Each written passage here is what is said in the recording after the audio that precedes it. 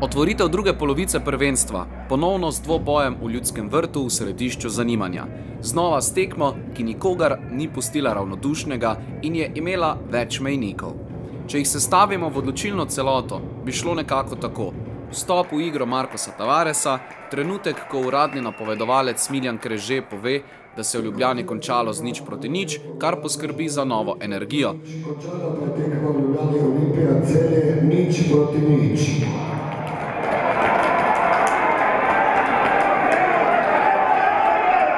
Potem pa še vstop Daliborja Volaša in sledila je fantastična končnica.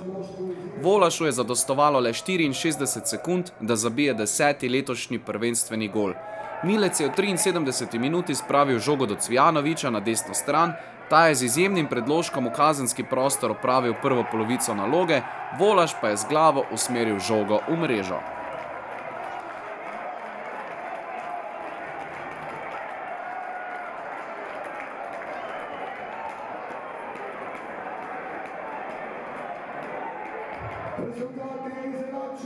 Za popoln preobrat je poskrbel gol Cvijanovića, ki redno trese mrežo nekdanjega moštva in končnici jesenskega dela sezone.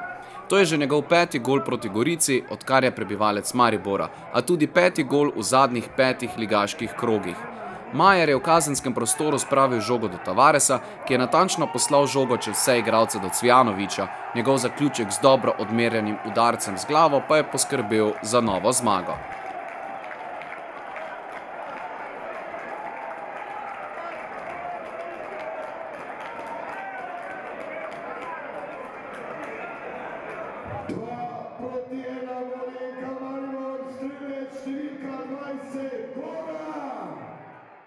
Pa ja, moram reči, vsekakor, ko je rekel napovedovalec, da je Olimpija igrala 0:0, smo dobili nek dodatni motiv, da skočimo na 9 točk, da zabijamo gol, da pridemo do zmage, tako da na koncu, kot sem rekel, se nam je obrestovalo.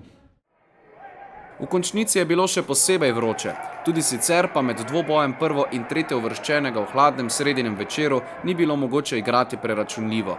Glede na vremenske razmere je pot do uspeha peljala z aktivno igro in ob dovolj visoki meri dinamičnosti.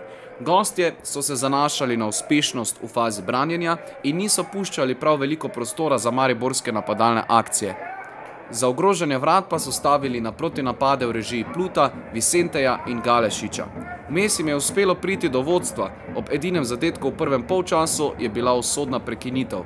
Prosti strel z roba kazenskega prostora je izvajal Galešič, poslal žogo pred gol, kjer jo je Plut preusmeril v mrežo.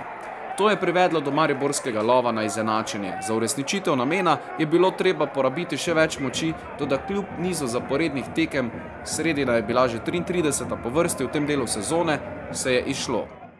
Ja, kader ni mali, tako da to nas rešuje. Mislim, da trener lahko malo rotira in mislim, da je to glavni razlog, da smo na vseh teh, kako bi rekel, na vseh tekmovanjih dobro delujemo. Temperature po Sloveniji padajo, v Mariboru pa je vse topleje, trenutno že +9. Da bi dosegli namen, je bilo treba prestati še 3-minutni sodniški podaljšek in prav v zadnjih sekundah so imeli Goričani priložnost za izenačenje. Po kotu je z glavo usmeril žogo proti desnemu kotu Nejc Smevlja, Rajčević pa jo je izbil pred golovo črto in ostala je pri zmagi z 2:1, ki prinaša povečanje prednosti na 9 točk in omogoča mirno pot na naslednje gostovanje v soboto ob 15. v Lendavi.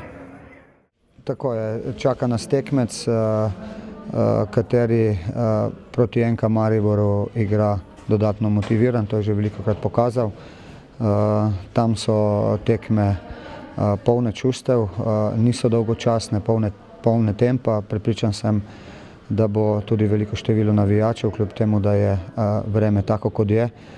Kar se tiče NK Maribora, želimo imeti veliko prednost pred tekmeci, zato bomo šli s polno paro na zmago.